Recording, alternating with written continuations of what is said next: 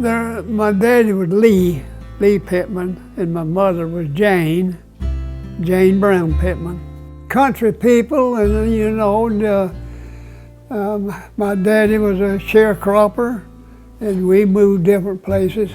When I was 10-year-old, me and my daddy both took a mule apiece to the field, and I plowed that mule. I made a round every time he did.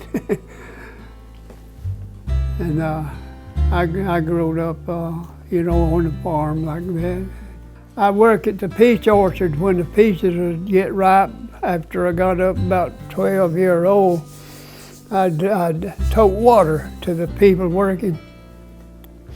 7.5 cents an hour, but that was good pay back in that day. That was good. Well, I know you've heard of Hoover days. That's when the Depression, you know, really hit hard. And after that, when Roosevelt was elected, he got money to circulate a little bit, C.C. camps. And so I quit school, and I got me I didn't get a job immediately, but I got a job at the New Holland cotton mill. I was cutting the looms, the cloth off of the loom. And so they get these men, the weavers, they get paid on production.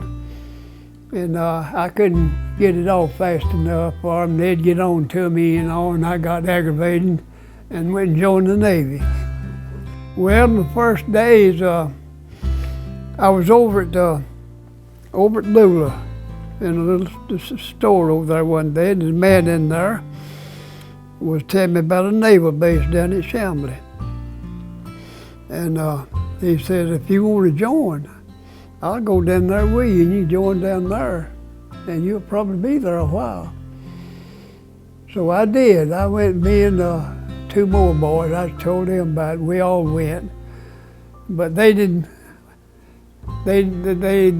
well, one of them was a little bit too old, Robert Wiley. He was a little bit too old. He had done drafted, you know. But when I went with him, and they done everything but swear me in that day and told me what day to come back, and they would do that. And I went in there, and I was stationed down there a pretty good long while in Chambly. And I come home every weekend, and well, maybe we got a day off a week, you know. It'd rotate and start on Monday, Tuesday, Wednesday, and sometimes it wouldn't fall on Saturday and Sunday. I'd get 2 days, you know, there. And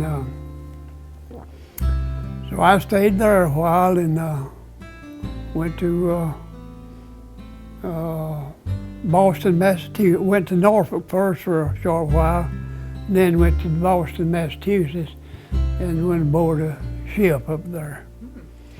Well, it was altogether different. Yeah, it was just a complete turnover altogether, just a new day.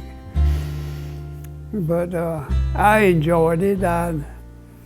The war was getting pretty hot at that time, World War II, and I knowed I was going to be drafted, and so I went in, like I say, joined the Navy, and it was just a new world altogether. Yeah. Well, I went to just a regular school. They got when I first went in. That's one reason that I did want to go in.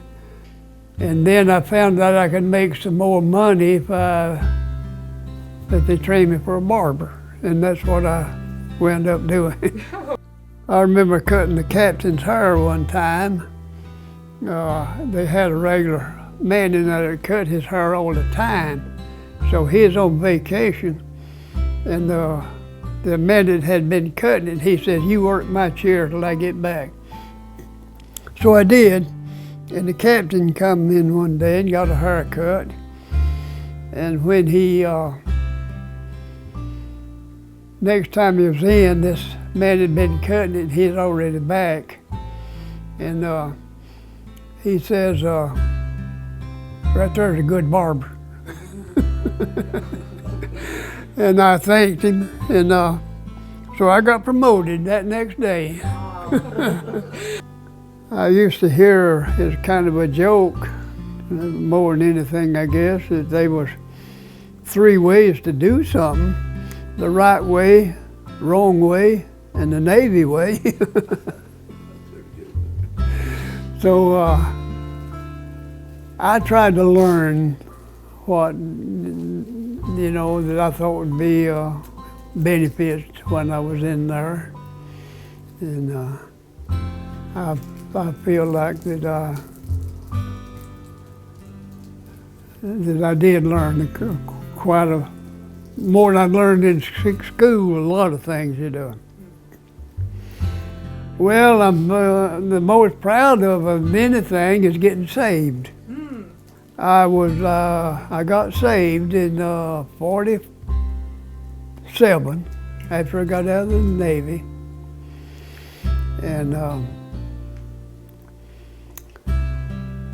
I'm more proud of that than anything. And the Lord called me to preach. I've really enjoyed serving the Lord.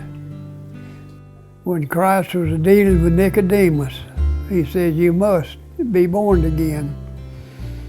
That old life's gone, that old sinful life, it died, it's gone. And all things become new, and just a new life altogether.